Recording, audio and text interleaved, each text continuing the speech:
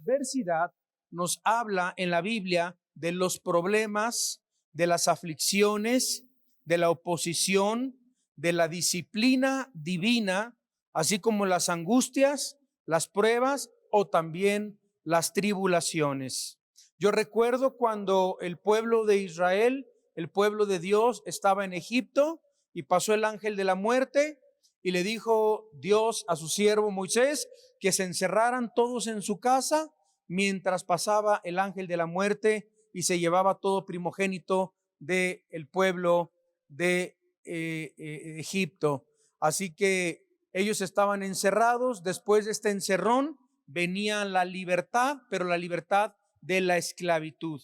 Y yo me imagino que todos los hebreos que estaban encerrados en su casa, cuando salieron de sus casas rumbo al desierto, nadie sabía dónde iba, nadie sabía qué iba a pasar, nadie sabía dónde iban a vivir, nadie sabía nada. Y eso es lo más hermoso y lo que debemos entender en esta mañana. Cuando salgamos de nuestras casas, cuando se reactive la economía, cuando regresemos a quizás al no trabajo que ya no tenemos, a tocar para buscar trabajo, hay algo que podemos entender y ver desde el Antiguo Testamento, y Dios sigue siendo el mismo ayer, hoy, por los siglos, de que aunque salgamos al desierto, aunque no haya trabajo, aunque no haya una buena economía y aunque no sepamos qué va a pasar, Dios en ese desierto va a enviar a sus codornices. Dios en ese desierto nos va a enviar agua del oasis. Dios en ese desierto nos va a enviar maná del cielo. Dios en ese desierto que vamos a enfrentar, Dios va a mandar para que no nos falte calzado, porque la palabra del Señor dice que no hay ni un justo, ningún justo que mendigue el pan. Así que somos hijos, somos hijas de Dios y el Señor está en el perfecto control y hay que entenderlo, familia, hay que entenderlo. No hay que caer en el miedo, no hay que caer en el temor. Es tiempo ahora de ejercitar la fe, confiar en Dios con todo nuestro corazón de que el Señor no nos va a dejar, el Señor no nos va a desamparar, el Señor estará con nosotros todos los días hasta el fin del mundo. Así que la adversidad, los problemas, las aflicciones, la oposición, y encontramos en la palabra de Dios, en primer lugar, que la adversidad es un medio que Dios usa para que nuestra atención regrese a Él. Nuestra atención regrese a Él. Nosotros podemos también aprender y entender que la adversidad que nosotros atravesamos en nuestra vida, Dios la usa para asegurarnos, escuche, para asegurarnos que Dios nos ama. Dios nos ama. La Biblia enseña que Dios comienza a disciplinar, corregir el carácter de todos los que han aceptado a su Hijo como su Señor y como su único Salvador. La Biblia nos dice que Dios usa la disciplina para corregirnos, y hay muchos creyentes alrededor del mundo siendo hijos de Dios, porque la salvación no se pierde. Cuando nosotros recibimos a Jesús en nuestro corazón, el Espíritu nos viene a sellar, nos coloca en el cuerpo de Cristo. Así que si un cristiano se aparta del Señor, Dios trata con ese cristiano porque es su hijo. Dios disciplina a su hijo. Se pierde la comunión, mas no la salvación. Y yo creo que esta adversidad que estamos viviendo, muchos están atravesando una seria disciplina por parte del Señor. Dios está tratando con esa adversidad en nuestras vidas, porque Dios quiere corregirnos, Dios quiere tratar con nosotros, y gracias a Dios por esta adversidad. Así que esta adversidad nos asegura que Dios nos ama. En Romanos 8:28 nos dice la Biblia, perfecto, gracias, porque a los que antes conoció, también los predestinó para que fuesen hechos conforme a la imagen de su Hijo. Qué bella y qué hermoso es la palabra de Dios. El amor de Dios se manifiesta a través de la corrección para todos nosotros. Nos dice en el Salmo, en el capítulo 32, en el versículo 8 y en el versículo 9, escucha las siguientes palabras de parte de Dios para nuestra vida. te haré entender, te haré entender y te enseñaré el camino en que debes andar. Sobre ti fijaré mis ojos. No, fíjese cómo dice la Biblia, no sean como el caballo, no sean como el mulo, sin entendimiento, que han de ser sujetados con cabestro y con freno, porque si no, no se acercan a ti. La Biblia nos dice que no seamos como los animales que no entienden, que se les tiene que poner un cabestro, se les tiene que poner un freno, si no, no obedecen. ¿Y cuántos Dios tuvo que pasarlos por esta adversidad? Porque no entienden. No entienden. Hay creyentes que no entienden, hay empresarios que no entienden, hay hombres de negocios que no entienden, hay mujeres que no entienden, hay jóvenes que no entienden que Dios tiene que usar esta adversidad, esta pandemia en el mundo para que entendamos, para que nos demos cuenta que hay un Dios Rey del universo, creador de todas las cosas, un Dios que nos dice que esta vida, por esta vida, es temporal, que nos vamos a ir a su presencia, que el Señor no retarda en el arrebatamiento, en llevarse a su iglesia, en llevarse a sus hijos, y que esto es el mejor momento en la historia, damas y caballeros, el mejor momento para entregarle nuestra vida al Señor, para vivir en santidad, para tener comunión con Dios, para leer la Biblia, para arrepentirnos de nuestros pecados, para verdaderamente poner en práctica lo que dice Romanos: el justo por la fe vivirá, no por los negocios, no por la bolsa de valores, no por la economía de los países, sino por la fe.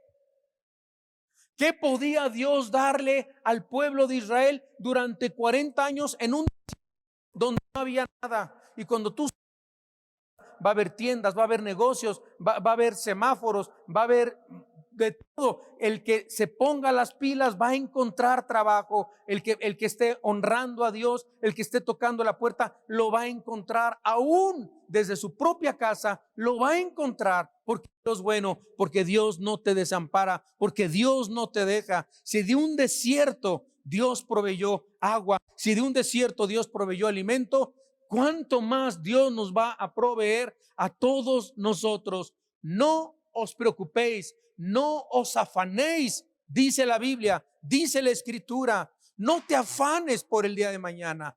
Cada día tiene su propio afán. Así que si los pajaritos y las flores del campo tuvieron una hermosura como ejemplares y no les faltó alimento, no vales tú más café. Número 3, la adversidad es un llamado que Dios nos hace a examinar nuestros corazones. ¿Saben que ahorita que estamos en casa, que estás con la esposa, que estás con los hijos, que estás, no puedes salir, por más que quieras, no hay nada que hacer afuera? Es un tiempo de Dios, un tiempo donde Dios está permitiendo este encierro. Así lo ha querido el Señor. Ha estado esto en la voluntad de Dios. Porque sabes que ahorita que estás en casa se está probando tu corazón. ¿Cuánto tiempo has aguantado con tu esposa, con tu esposo? Hay unos que andan como leones enjaulados. Ya no hay qué hacer. En vez de estar tranquilos, en paz, confiados, estudiando la palabra de Dios. Yo también sé y entiendo que no fuimos diseñados para estar encerrados, que es bueno salir, tomar el aire, salir a caminar, a pasear el perro, ¿verdad? No tener contacto con gente es lo mejor, lo más seguro, pero ahorita Dios nos quiere en nuestras casas. ¿Y sabes por qué? Porque Dios quiere examinar nuestro corazón. Quiere que nosotros nos demos cuenta, como dice Jeremías 17:19, la Biblia dice que el corazón es perverso y engañoso más que todas las cosas. Tienes que darte cuenta que tu corazón te engaña, mi corazón me engaña. La Biblia nos dice también en Jeremías 17:10 que el único que conoce verdaderamente el corazón del hombre es Dios. David conocía esta verdad tan grande que dijo en el Salmo capítulo 19, en el versículo 13, dice: ¿quién podrá entender sus propios errores? ¿Quién? ¿Sabes que somos tan orgullosos, tan endurecidos? No reconocemos nuestros errores. Nos dicen nuestros: que tú esto, yo no, y siempre defendiéndonos. Dios quiere que en este tiempo reconozcas tus errores. Por eso nos dice el Salmo 19, 12 y 13: ¿quién podrá entender sus propios errores? Y luego dice, y esto es una actitud de humildad del salmista, que dice: oh Dios, líbrame de los que me son ocultos. Preserva también a tu siervo de las soberbias, que no se enseñoreen de mí. Entonces seré íntegro y estaré libre de gran rebelión. Entonces, en este encierro, en tu casa, estos meses, estas semanas, que es poco tiempo, es muy poco, no es nada. En este tiempo, Dios quiere que aprendas a librarte de tus errores, de tus pecados, y estos pecados que son ocultos, y decir y reconocer que cuando termine esto, salir de esa casa, salir de tu hogar y decir: Señor, gracias, porque soy un nuevo hombre, soy una nueva mujer. Ahora reconozco que la prosperidad no estaba en la compañía que ya quebró, no estaba en el negocio que ya quebró. La integridad, la verdad, la humildad, la servidumbre, la llenura se encontraba en la riqueza de conocer al Dios de la Biblia. Ahí se encuentra la verdadera riqueza. ¿Qué tuvo que hacer Dios para hacernos entender al mundo entero, a la iglesia, a los gobernantes, a los políticos, a los poderosos? Es poderoso en la tierra. No hay quien pueda contra este virus. No hay quien pueda. El mundo está arrodillado. El mundo está inclinado ante un bicho microscópico. Todos encerrados ante un virus, ante un bicho. La palabra de Dios nos habla y nos dice muy claramente en 2 Corintios 13:5, y escuche, dice: examinaos a vosotros mismos si estáis en la fe. Vean lo que dice Dios: examínate si estás en la fe. ¿Qué significa esto? Que hay muchos que se dicen cristianos, pero no están en la fe de Dios, no están en la fe de la palabra. Están angustiados, están oprimidos, están ansiosos. ¿Saben cuánta ansiedad hay en estos días? Hay tanta ansiedad. La ansiedad tiene varias amigas que se llaman la tristeza, la depresión, la soledad, el miedo. Son las amigas de la ansiedad. La ansiedad no te permite dormir, la ansiedad no te permite hacer muchas cosas, la ansiedad te paraliza, la ansiedad te lleva aún inclusive muchos quitándose la vida en medio de esta pandemia. Yo tengo un mensaje que se llama Estos días de ansiedad. Estos días de ansiedad lo pueden encontrar en nuestro YouTube, Alan Alducin YouTube. Les recomiendo que escuchen ese mensaje que se llama Estos días de ansiedad, porque analizo psicológicamente, bíblicamente, cómo tratar con el problema de la ansiedad. Dios nos habla mucho en su palabra de cómo tratar con la ansiedad. La Biblia dice: examínate para ver si estás en la fe. La palabra de Dios nos enseña estos versículos tan poderosos, tan hermosos, acerca de analizar nuestros corazones. Dios quiere que tratemos con nuestros pecados. Nos dice en Proverbios 28:13 de Proverbios: el que encubre su pecado no prosperará, pero el que lo confiesa y se aparta alcanzará misericordia. Dios nos habla de no encubrir. Es tiempo de confesar, es tiempo de arrepentirse. La Biblia también nos dice en 1 de Juan capítulo 1 versículo 8 y 9, no lo busque, se lo voy a decir. Dice la Biblia que si confesamos nuestros pecados, Él es fiel y justo para perdonar nuestros pecados y limpiarnos de toda maldad. Número 4, la adversidad es un medio que Dios usa para conquistar nuestro orgullo. Yo creo que la humanidad había llegado a un punto de una soberbia, de un orgullo. Los países militarmente hablando, económicamente poderosos, las familias, los empresarios, ha llegado el mundo a tener una soberbia y un orgullo tan grande que yo la puedo, de que yo siempre tengo éxito, de que yo lo voy a lograr, de esto y aquello, cuando Dios nos está arrodillando al mundo entero, porque este orgullo que tiene la humanidad, que tiene el ser humano, se manifiesta y también en los cristianos racialmente. Era un mundo racista, un mundo soberbio intelectualmente. Se presumía de la ciencia, de los avances de la medicina, de la tecnología, de los avances en el poder militar, y no pueden encontrar una vacuna contra un virus. Dios está enloqueciendo la sabiduría del hombre. Espiritualmente, religiosamente, el hombre no busca a Dios. El hombre se inventa su propio Dios. El hombre dice, cualquier religión te lleva a Dios. Todos los caminos llevan a Dios. No es cierto, no es cierto, no es cierto. La Biblia nos dice en Juan 14:6, Jesús dijo, yo soy el camino, yo soy la verdad, yo soy la vida. Nadie llega al Padre si no es por mí. Si todas las religiones te llevaran a Dios, Dios pudo haber dicho en la Biblia, en su palabra, pórtense bien, hagan buenas obras, den dulces a los niños, den despensas a la gente necesitada y chance y los dejo entrar al cielo. Pero no, Cristo tuvo que morir y tuvo que ser clavado en la cruz y tuvo que ser torturado, y Cristo tuvo que llevar los pecados de la humanidad, porque separados del Señor no podemos ser salvos, no podemos tener la salvación. Cristo es la verdad, Cristo es el camino al Padre, no la religión.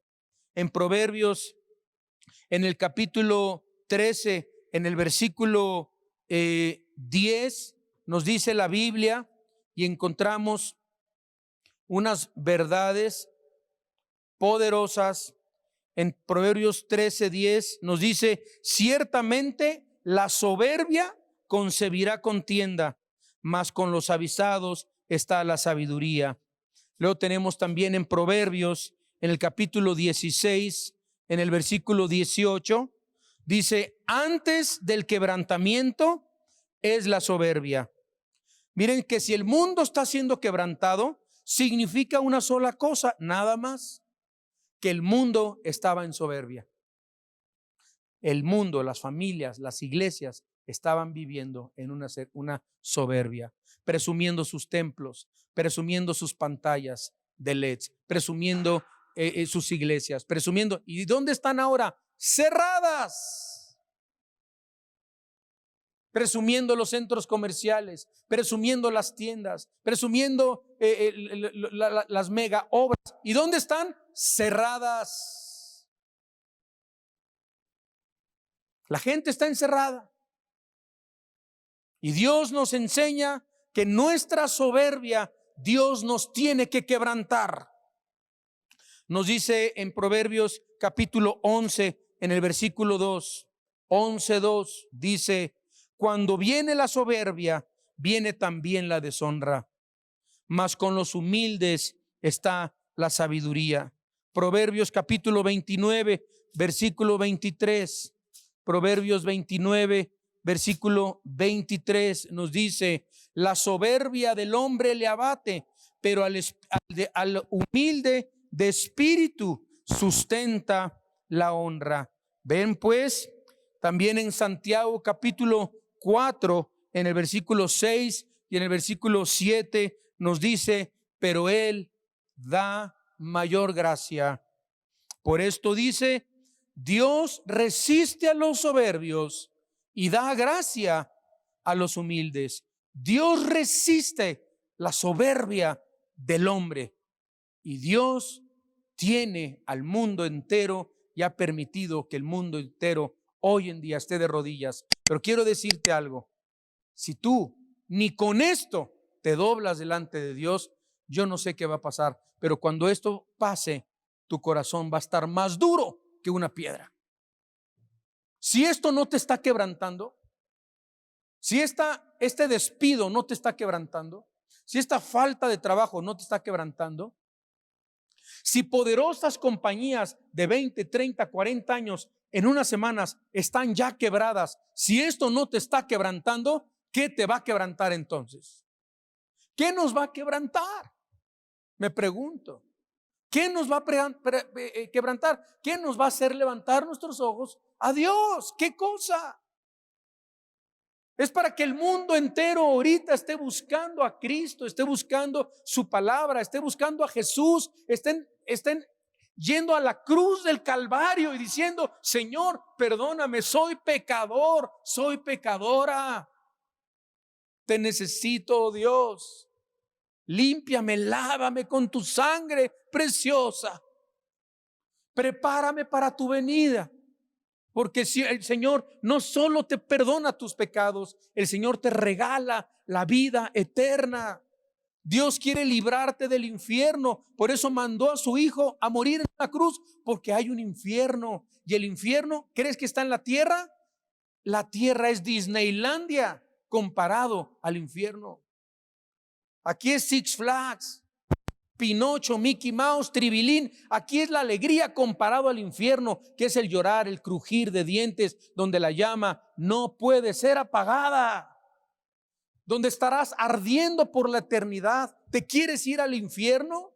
¿Cuánta gente dice: yo me voy a ir al infierno con mis amigos y va a ser una gran pachanga? Ni vas a ver a tus amigos, ni va a haber pachanga, y vas a estar ardiendo por la eternidad.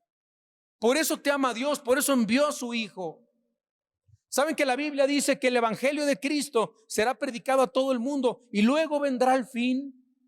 ¿Saben que como nunca antes se ha predicado en las redes sociales, en Instagram, en internet, en Facebook, en YouTube, en Skype, en Zoom, en cualquier red que tú me digas que existe ahorita? Hay miles, millones de creyentes en China, ilegalmente, pero lo están haciendo en países de Cuba, en países musulmanes, en los Estados Unidos, en México, en Latinoamérica. Todo mundo sacando su celular y transmitiendo en vivo, predicando de Cristo. Cada uno de ustedes que transmita en vivo, que prenda su celular, que prenda su Instagram, que suba versículos, que predique, que le diga a la gente cómo recibir a Cristo, multiplicado por 3, 4, 5 personas por persona que está transmitiendo. Llegamos a millones predicando el evangelio. ¿Sabe usted que en varias ocasiones se ha caído la red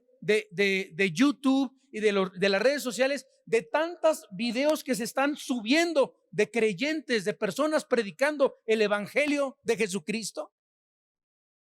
Aleluya. Técnico. Estamos viviendo en un mundo perverso. Estamos viviendo en un mundo engañoso. Engañoso. Un mundo perverso donde vemos un país comunista como China, que es un país perverso, repito. Es un país donde no sé si este virus fue soltado de una manera a propósito, no se está investigando, pero una cosa sí sabemos, y esto está en todos los noticieros y en las investigaciones más exhaustas del virus de Wuhan en China, donde cuando vino el brote en noviembre del 2019, fíjense en el mundo que estamos viviendo. China ya no podía soportar un año más a Trump ni a los Estados Unidos. Estaban alcanzando los americanos a los chinos comercialmente y no aguantaban más. Y este brote del coronavirus en Wuhan se inventa, porque ahora ya se puede asegurar que fue un invento. Se inventa que este virus sale de un mercado donde se vendían murciélagos y nunca se comprobó que se vendían murciélagos, y hasta el día de hoy no se puede demostrar que ese virus se transmita del coronavirus de un murciélago a un humano. este virus se soltó de un laboratorio nivel 4 en Wuhan, China, se transmitió a un primer portador y ese empezó a contaminar a muchos. Y ellos, sabiendo que este virus se había soltado, ahí está el problema, no lo comunicaron al mundo. Los Estados Unidos en diciembre le ofrece, cuando comienzan a escuchar que hay un brote de no una pandemia, una epidemia en China, Trump ofrece mandar a sus mejores expertos virólogos de Estados Unidos. China lo rechazó, no quiso, y cuando el mundo le pidió a China las muestras de los primeros infectados, ¿saben qué hace China? Destruye las muestras. Y no solamente eso, celebran un festival con 40,000 personas en China celebrando el Año Nuevo chino, sabiendo que entre las 40,000 familias, el gobierno de China se estaban infectando entre ellos. ¿Y saben de dónde estaban? ¿De dónde provenían estas 40,000 familias? 330,000 personas trabajaban en los puertos de Italia, de Ecuador, de España, de Estados Unidos. Se van a China, se contagian y se regresan a sus países respectivos, porque en Italia los 4 puertos más importantes de Italia le pertenecen a los chinos. Gran parte de las empresas ecuatorianas, las que más están sufriendo ahorita en América Latina, son de los chinos. De España, de algunas de Francia, de los Estados Unidos, está llena de chinos, que 5,000 chinos salían todos los días de Wuhan a diferentes partes del mundo. Pero eso sí, prohíben China los vuelos nacionales y nunca se propaga el virus del coronavirus en China, sino que se va a todas las naciones. Qué perverso y maquiavélico plan en contra de la humanidad. Gran Bretaña y otros países, Francia, ya están haciendo demandas millonarias para descubrir la verdad y poder demandar a ese gobierno. Pero estamos viviendo en un mundo perverso, estamos viviendo en un mundo donde solamente les interesa el poder, el dominio, no les interesa sacrificar a los suyos propios, sino contaminar al mundo, destruir las economías, comprar las acciones que cayeron y estaban baratísimas y apoderarse más del mundo. ¿Ustedes creen que el Señor no va a venir pronto ya por nosotros? Que esto no es la preparación para, que esta es la preparación para que venga un nuevo orden mundial, que es lo que va a tomar el anticristo. Y China y Estados Unidos no aparecen en ese nuevo orden mundial en la Biblia. Aparece Europa, 10 naciones de Europa. ¿No se les hace increíble que está quebrando los países europeos, donde hay más de 10 naciones europeas, donde dice la Biblia que solo van a quedar 10, que el euro se está debilitando y que ahora están diciendo en Europa que uno de los medios de más contagio de cualquier virus son los billetes, y se están estableciendo ya no el papel moneda, y que las próximas generaciones no van a saber qué es el billete ni las monedas, porque todo va a ser a través de chips, y el anticristo va a controlar el mundo a través de chips. Todavía no es en la tribulación, esto va a pasar hasta la tribulación, pero el mundo se está preparando para ese día de la tribulación. Y las buenas noticias es que nosotros ya no estamos aquí en la tierra. Nos vamos a ir. Nos vamos a ir con el Señor, para que después de la gran tribulación regresemos en la segunda venida, porque no es lo mismo el arrebatamiento que la segunda venida de Cristo. En el arrebatamiento, nos encontramos con Cristo en las nubes. En la segunda venida de Cristo, después de la gran tribulación, descendemos con Cristo en las nubes, con ese gran caballo blanco de nuestro Señor Jesucristo, donde viene a establecer su reino milenial aquí en la tierra. Pero este orgullo tenía que ser quebrantado. Y finalmente, quiero compartir que la adversidad sirve para, y nos recuerda que somos débiles. La adversidad, la cual es una situación donde nuestras capacidades no nos pueden ayudar a salir del problema, nos recuerda qué incapaces, qué débiles, qué tontos, qué inadecuados somos para arreglar nuestra vida y la vida de los demás. Podemos nosotros leer en el libro de Isaías, en el capítulo 12,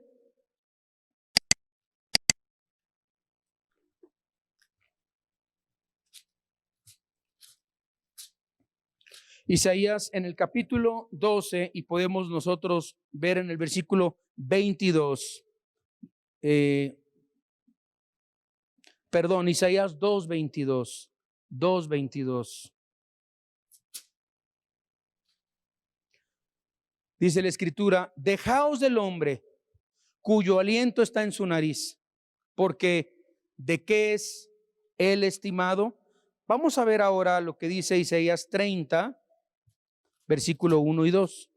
Isaías 30, versículo 1 y 2. Dice: ¡ay!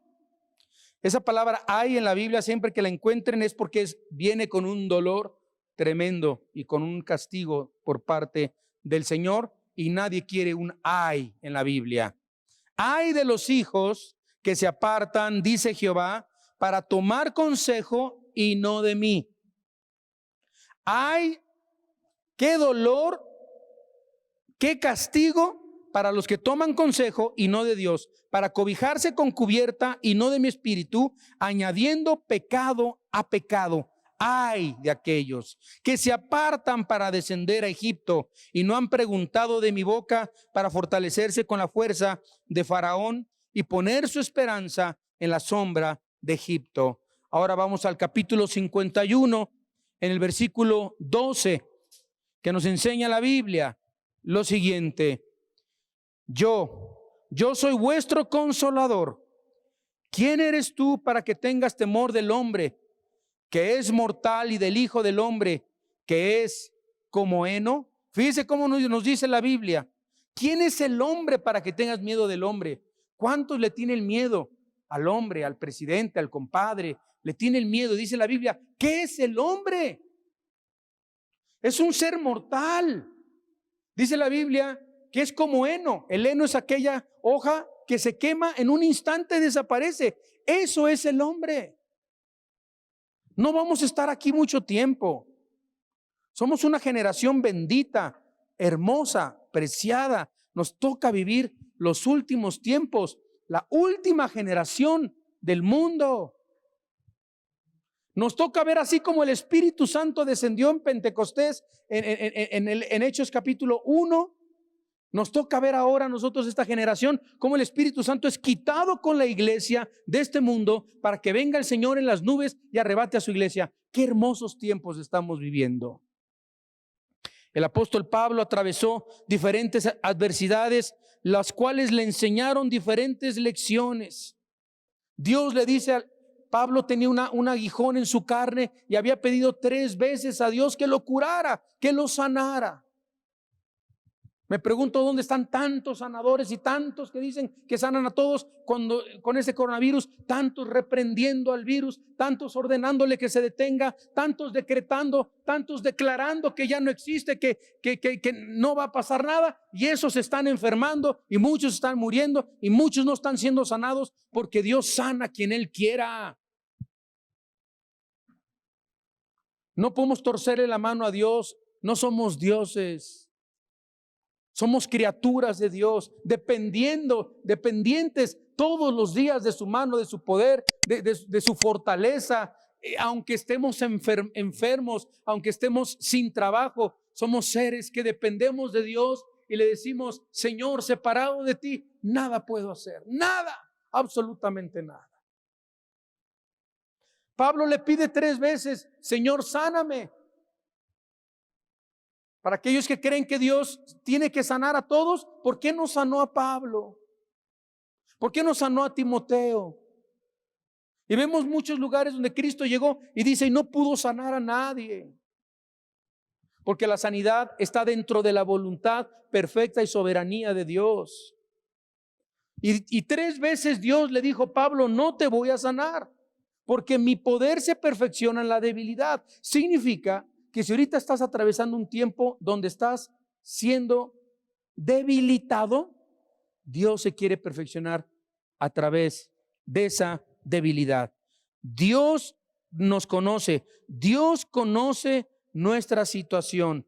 Dios sabe que nosotros somos polvo, dice su palabra. Aleluya.